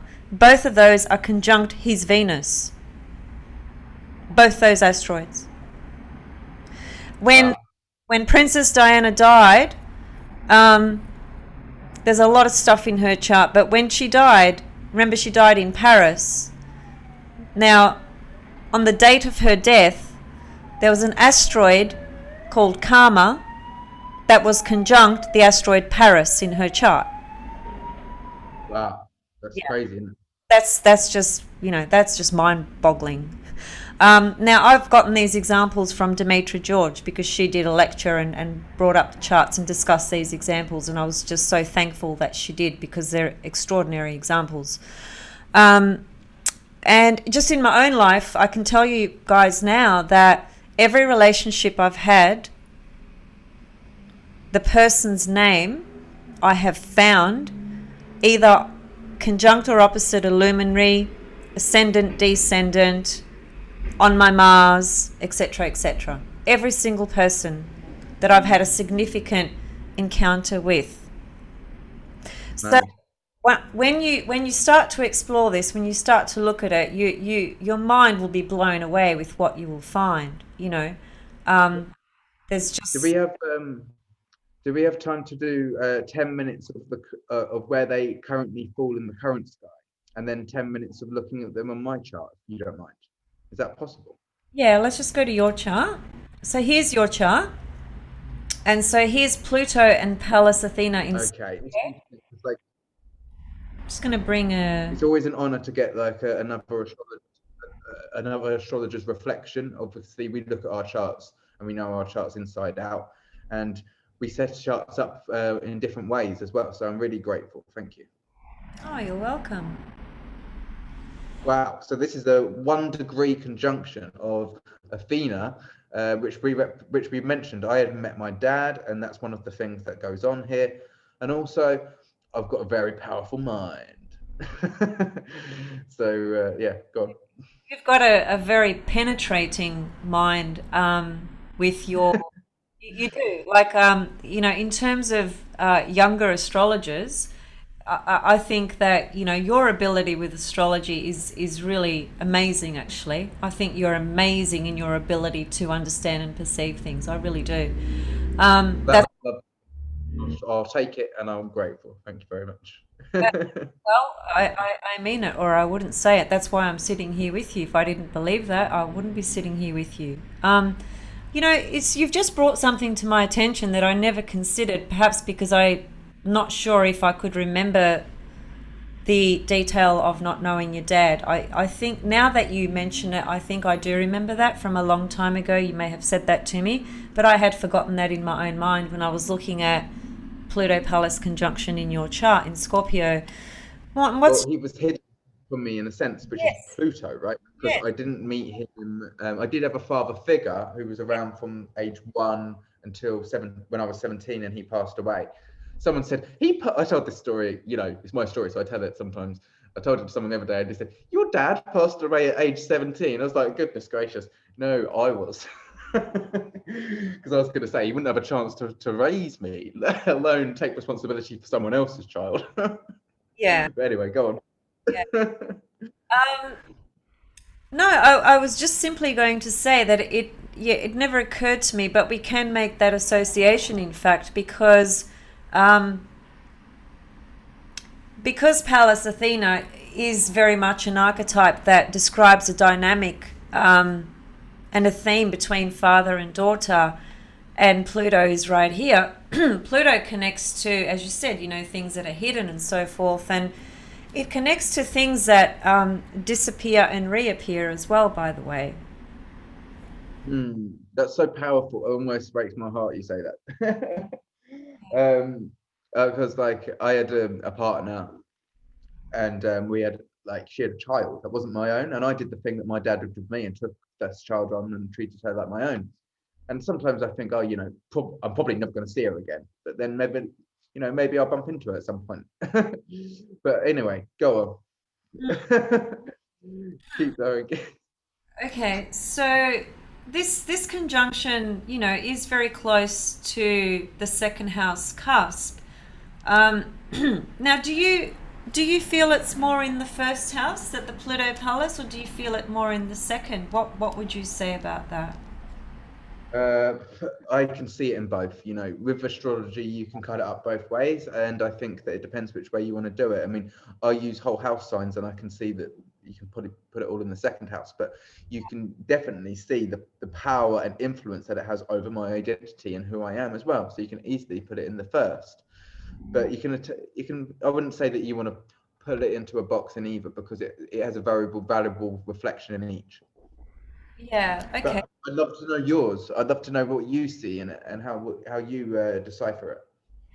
Well, now that you mentioned whole sign houses, I'm glad you did. I'd like to just share my own understanding of the difference between using whole sign houses, and I'm not. This could be a conversation that could go on for hours, but I'm just going to make one point for those that may be interested in listening, because I do look at whole sign houses as well. Okay, when I'm looking at a person's chart, whether it's a natal reading or whether it's a forecast reading, I use whole sign houses. But my primary go-to is the Kosh house system. That's the system that I use. Okay, because that's the system I use for rectification. That works 100%. Um, however, It's very cool because I mean, like, I load the appreciation. My chart is quite different in both ways, because my third house stellium is a whopper if you put it in most systems which aren't whole house. But it cuts it up into two if you put it into whole house. And so I can definitely see that I've got a lot to say and not very much time to say it. But that is something which I'm learning about taking at a more tantric, slow down pace, because sometimes people are more intrigued. You can gain a little bit more magnetism, the more poise and more confidence and more time that you take to express yourself. It doesn't have to be all at once that you try and get every word and syllable out within 30 seconds. It can be a slower pace. yeah, Takes practice though, with all that kind of stellium in your third house. yeah, for sure. But you got Saturn and Uranus there, so you can do it. You know, that's for sure. It just occurred to me as well. You know, you've got a bit of a double signature relative to the missing father. I don't want to talk about that any further because I can understand that that's a sensitive topic, and that would be for me as well. But Sun Neptune is often the disappearance of the father as well. Okay, so you've got a bit of a double signature there. I just want to move on. Well, Pluto Palace for you in Scorpio, whether it's in the second or the first, really does have to do with a very intense, passionate desire, right, to probe very, very deeply into whatever it is you are looking at and exploring.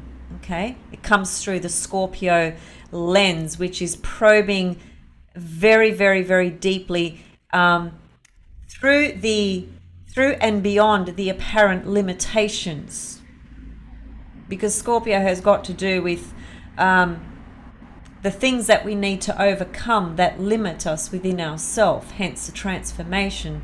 So your perception is such that it seeks to penetrate, you know, incredibly deeply with whatever it's processing in that way. Okay, just very quickly, Ceres in Sag I think is very interesting because Ceres in Sag is the teacher. It's the person who feels nurtured when they teach because they love to nurture others through teaching. Okay, that's one level to it. The other level of Ceres in the second house is your relationship to food, which when you take that deeper, it's your relationship to worth and self-worth. Okay, so I'll leave that there. Juno in Capricorn, conjunct Neptune and the Sun for you. I think that's going to speak a lot to relationships as you mature. Because when you see a strong stellium Capricorn, whilst that can speak to a person who's got a lot of wisdom, who, you know, takes things fairly seriously, who can be very dedicated and committed, you know, to their path or to things in their life. What I also see sometimes with Capricorn, or frequently actually, is that it takes time for this maturity to develop. It just doesn't, you know, it's more typical for it to start flourishing in the second part of life, let's say, you know. Okay, that's not uncommon. The Juno conjunct the Sun and the Neptune there, I also see that as it being part of the work that you do when you bring on guests like myself, you know, on your YouTube channel, because the Neptune really describes the people that you bring on that could be represented by Neptune in that, you know, they have spiritual dimensions to their life. They bring spiritual content into what they're sharing with you and what you are sharing with them. There's a transcendental kind of level to it. You know, you're not talking about what bread was baked today in the bakery. You're talking about really deep, complex, you know, wisdom and knowledge, you know, that can inform others. And inform them for what? Inform them to help them be more aware and more empowered and things like that. And the Juno there is going to speak to, well, because Juno connects to a contractual agreement and a partnership. Well, when you approach somebody, or if somebody approaches you, whichever way it is, you know, to set up a meeting and a time to create a video or have a conversation, well, that's Juno. You're utilizing Juno every time. And you are very serious when it comes to this. You don't stuff around. You're very committed and serious about the appointments that you make.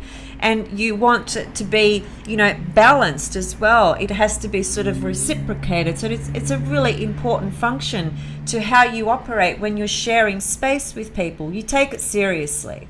That's what the Juno in Capricorn conjunct the Sun there is reflecting in my perspective. Okay, does that resonate with you at all? Yeah, it's very cool. I mean, I almost get embarrassed. I don't like to be too serious, but it is serious because it's like it takes, because it's supporting and show it shows that when you show up in a serious way, it shows that you take that person who you're interacting with seriously.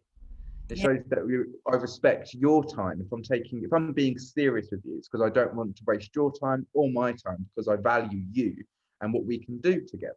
Yes. And so you can hear it takes a bit of a more malefic tone. We can fuck about till the cows come home once we're there, but we need to get there at the right time. We need to ensure that we're on the same page before we get there. Absolutely. Yeah. And you've got Vesta in Aries, which is, I think it says something about and don't forget the word investment. So whatever we invest, our time, our money, our love, our attitude, whatever we invest in our life, okay, it's a Vesta experience. That's where the word investment comes from Vesta. So in Aries, it has very much to do with being able to be yourself, to have a sense of your own identity. There's a sense of dedication and devotion to, I suppose you could say, bringing forth, the who's Philip, who am I kind of thing, the work, the sacred sort of work and alchemical kind of work that you might do around that sort of self-identity, which can bring confidence, a sense of autonomy and freedom, Aries. And in the 6th house, it is very much about you investing your time in, well, it could be health for one, obviously, because the 6th house corresponds to health. And also it brings in just the daily kind of rituals of your ins and outs of, your everyday kind of routines. There's because you've got a Mars Jupiter there as well. So this house actually is really important for you. So the mind-body split or mind-body connection is another layer to this. It's also about the everyday things that you do, the things that some might consider mundane or boring or whatever the hell it is. You take a lot of care around, these things are very important to you. Even just the tiny little things that you do that make up your day. Things like, even sleep, exercise, all these things have a lot of importance for you in terms of maintaining your well-being as well, and being in touch with reality, being in touch with the here and now, and the service that you give to others is a real dedication to it. And that's Vesta, because Vesta is what we dedicate, invest, and focus on to the exclusion of everything else. Okay? So, when you're doing these interviews with people, that takes time. That's a dedication. That's a service that you're giving for free to the world. That's Vesta in the 6th. Okay. Very nice. I like it, and when you do it something again and again and again and again, and it becomes a repeat or a ritual or something that you enjoy or something that you are doing in service, then it all adds up. I mean, it's not to say that you're going to enjoy it every single time. It's not to say that every time that you go to a particular cafe it's going to be perfect, or every time you make your favorite meal it's going to come out like you love it. But when you apply yourself again and again, that actually that when it's going to have a certain consistency to it. So the day that you lose your wallet, the cafe is going to let you have your meal for free.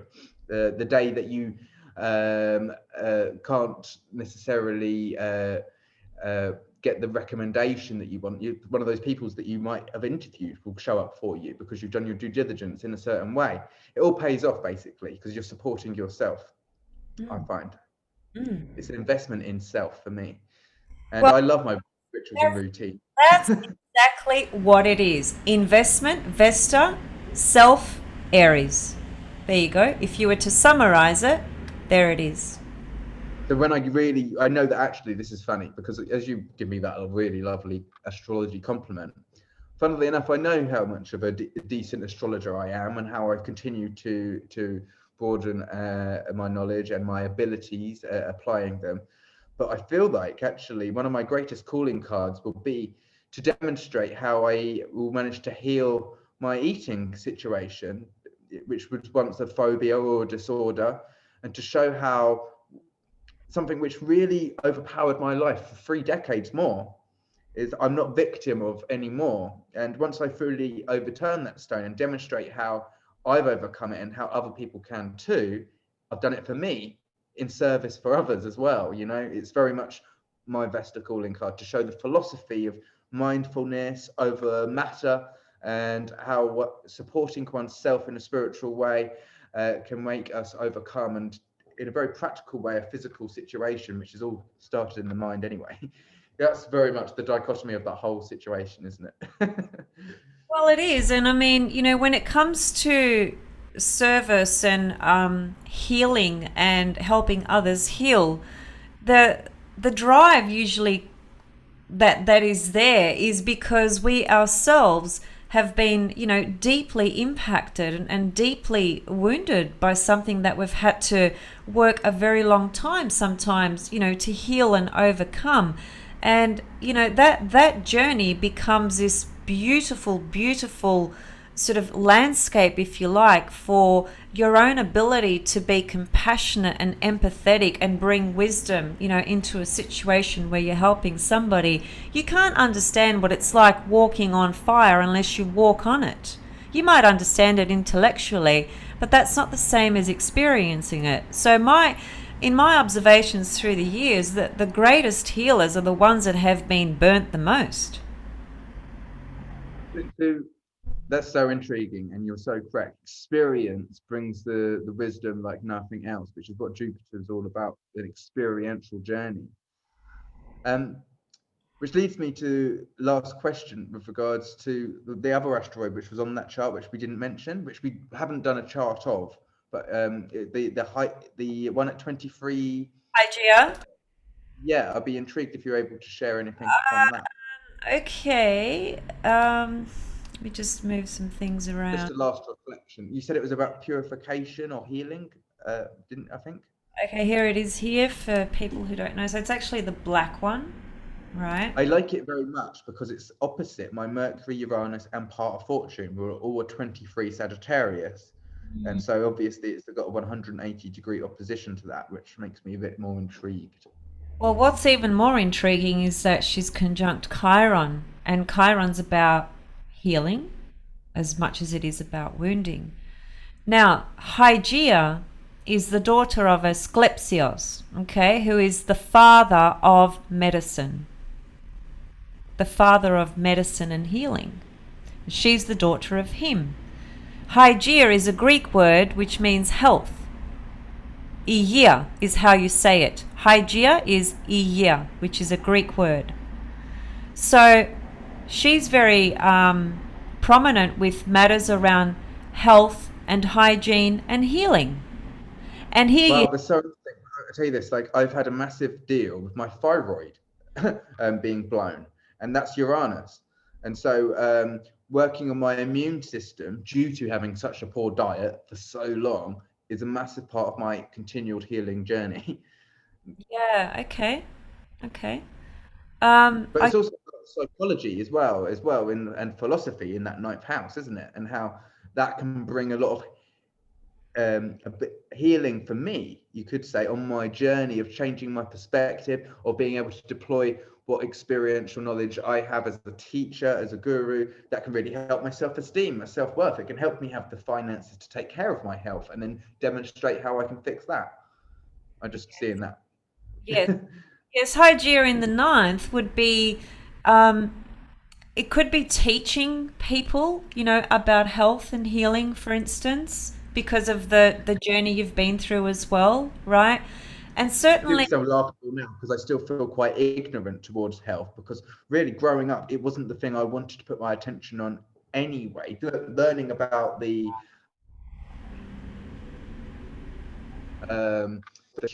of this, the nature of the physical anatomy was like, wow, there's a vulnerableness to this. It's not this immortal infinite, which is what I kind of, the comfort of immortality and infinity, that's much more at ease than this is a biological system that needs maintenance, care, and awareness.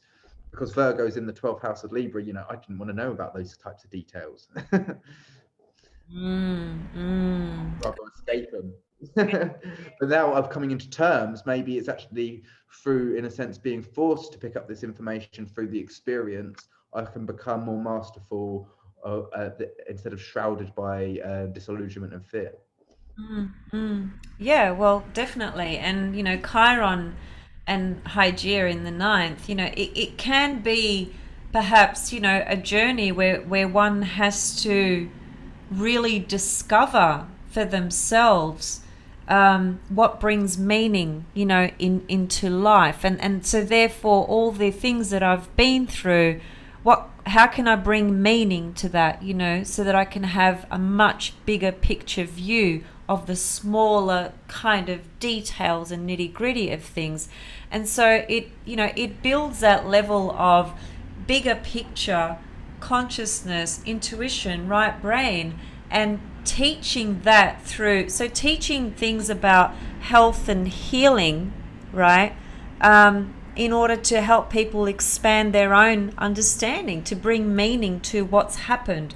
Because there's a lot of people that go through many experiences, and because they can't connect a meaning to it, it becomes this situation where they feel victimized, and they feel like they've got the bad end of the stick, and, life sucks and everything's just shit and it's really hard because they can't bring meaning to what's happened.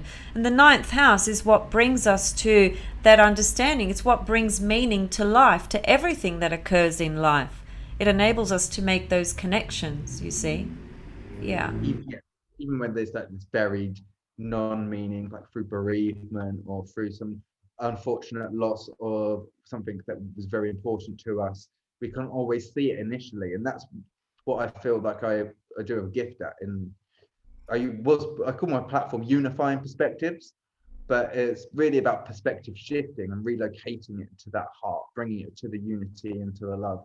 And so there's always the opportunity to turn over a stone or have a new mindset, which can always be in motion as well.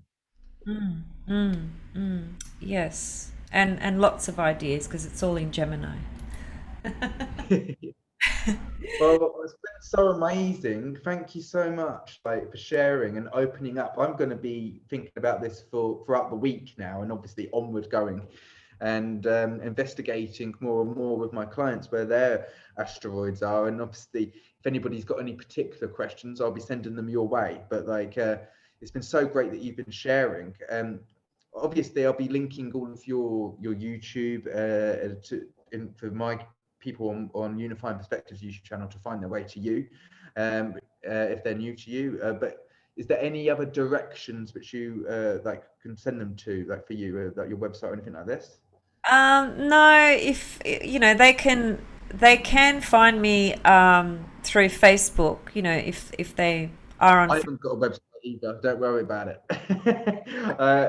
But at the moment, I think that email is the most reliable thing because it's direct, and that's where people can find you. Is it? Absolutely, and that's the way I run things at the moment, and it certainly hasn't been an issue. So anybody can, as long as, I mean, maybe if you can just put my email address, next to the YouTube channel name or whatever, that's more than enough for people to find me if they wish, and I'll do the same on when I upload this video, and hi everybody, and you're all looking at it. I'll have Philip's details there as well, because people are drawn to different people. There'll be people watching on my channel that may feel some spark connection with you, and that's fantastic. That's what we're here to do. We're here to inspire and connect, in whatever way that comes through. So thank you so much for your time again today, Philip, and for. It's been a pleasure. I feel that we can do more again in the not too distant future, and I'm excited. It's been such a joy to have this connection and support from you as a friend, as a mentor, as someone who I like to laugh with and also learn from. So thank you so much.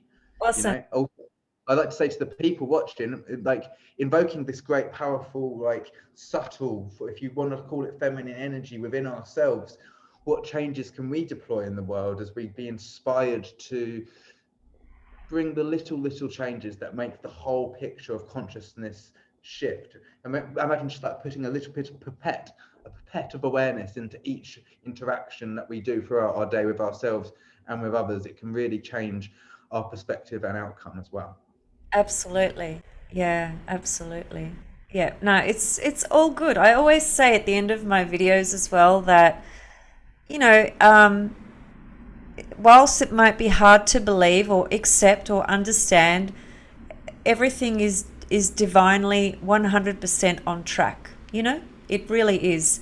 And that people might argue, well, are you blind? Can't you see what's happening? I've had people say that to me. And my response to that is, yes, I'm completely 100% aware of what is going on.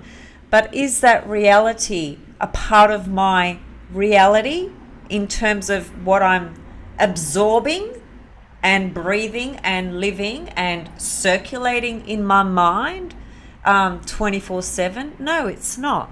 What am I occupying my energy with and my time with? With wisdom, learning, studying, knowledge, engaging, connecting, music, dancing, exercise, nature, playing with my beautiful little darling Coco cat. You know, I'm very aware of what's going on in the world, but do I need to walk around and become a victim and be a source of misery because there is so much misery out there? No. Is that going to help anybody or myself? Of course not. You know, so it's up to all of us what we choose to invest in. And I think that's a good place to leave it. Well, thank you for investing in this conversation. Really feel your energy and your wisdom, and it's really been great to connect. And everybody, thank you for investing in yourselves by, you know, being open to receive this connection. Yeah, if they've sat all the way through, you know, I thank you if you've sat all the way through, or even if you sat for the first half hour, you know, thanks to everyone. Yeah, both on Philip's side and on my side. And much love and blessings to all of you and to you, Philip. And Philip, I will actually speak to you very soon outside of this session anyway. Okay, so much love. Cheerio. Bye.